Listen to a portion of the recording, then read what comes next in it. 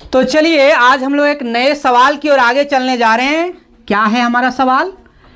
प्रतिरोध क्या है। ठीक है, बहुत ही महत्वपूर्ण सवाल है ये, आपका बार बार पूछता है ये सवाल, ध्यान दीजिएगा। सवाल क्या है? प्रतिरोध क्या है और किसी चालक का प्रतिरोध किन कारकों पर निर्भर करता है।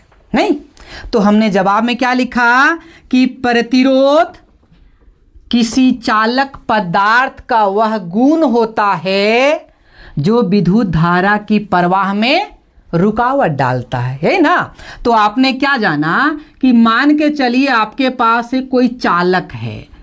चालक क्या होता है? चालक पदार्थ है, आपका कॉपर का हो सकता है, एल्युमिनियम का भी हो सकता है, तार है ना। अब इसमें क्या बताता है कि जो विद्युत धारा हम इस चालक यानी तार से प्रवाहित करते हैं ना, उस प्रवाह में क्या करता है, इसकी धारा की प्रवाह में रुकावट डालता है, उसको रोकने का प्रयत्न करता है, और जो रोकता है उसी गुण को हम लोग कहते हैं प्रतिरोध कहते हैं ना। तो हमने क्या लिखा कि प्रतिरोध क्या है? प्रतिरोध पदार्थ का वह गुण है जो विद्युत धारा के प्रवाह में रुकावट डालता है। ठीक है, और इसका एसआई मात्रक ओम है। ठीक है, याद रहेगा। चलिए आगे सवाल क्या बोला गया है कि किसी चालक का प्रतिरोध किन कारकों पर निर्भर करता है। किसी चालक का प्रतिरोध किन कारकों पर निर्भर करता है। तो इसके लिए हम लोग क्या करने जा रहे हैं, थोड़ा सा एक हमने यहाँ परिपथ तैयार किया हुआ है, देख रहे हैं। इस परिपथ में हमने क्या किया, बैटरी लिया है, कुंजी एमीटर जोड़ दिए हैं। अब यहाँ पर एक्स वाई हमने जगह खाली रखा है, और यहाँ पर हम लोग एक प्रयोग के आधार पर समझेंगे कि अगर कोई तार हमने लिया, चालक तार। चलिए यहाँ हमने एक चालक लिया जिसकी लंबाई मान के चलिए 5 सेंटीमीटर होगी। ठीक है, अब जैसे ही हमने 5 सेंटीमीटर लंबी तार लिया और जब हम लोग कुंजी को ऑन करते हैं तो विद्युत धारा प्रवाहित होने लगेगी।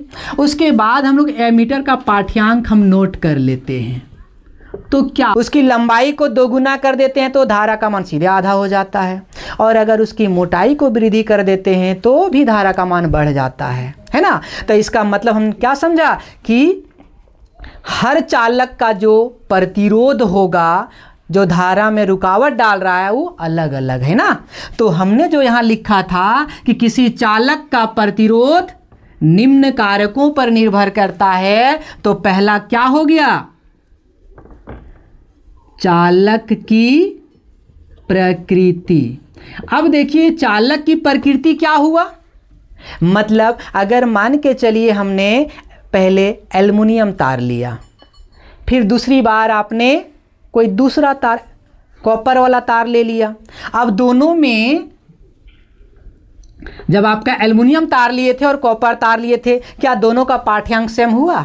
नहीं होता है ना। तो निर्भर करता है किस पर, उसकी प्रकृति पर कि चालक कैसा है।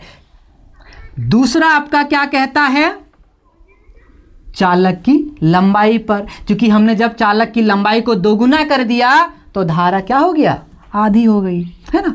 तो चालक की लंबाई पर, और एक तीसरा चालक